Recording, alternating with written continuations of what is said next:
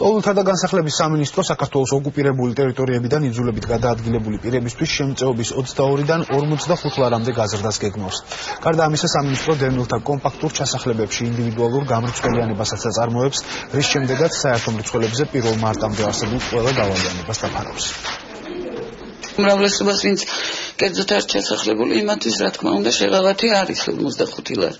ჩვენთვისაც არის, მაგრამ ეს არასაკმარისია და იმედი გვაქვს ჩვენ ბატონი დავით არახველიძის გასარემონტებლად გამოგზავნა დევნილთა სამინისტრომ ჩვენთან ინჟინრები პროექტი შედგება და გაკეთდება ბევრი რაღაცა ჩვენ სასტუმროში, მაგრამ გამრიცხველიანებასთან დაკავშირებით ჩვენ არაფერი არ გვეშველება თუ არ მოხდა გაზიფიცირება. როგორც ენერგოპროსთან ასევე თელასის კომპანიებთან მიმდინარეობს უმოკლეს ვადებში მარტის ჩათვლით სრულად კომპაქტურ ჩასახლებებში ინდივიდუალური გამრიცხველიანება, ასევე აბონენტად დარეგისტრირება ყველა აბონენტის. დევნილებს მოუწევთ, რადგან 45 ლარამდე იზრდება დევნილის შემწეობა, ყველა კომუნალური მომსახურება, მათ შორის დახარჯული ელექტროენერგიის საფარსურის გადახდა მოუწევს დევნილებს.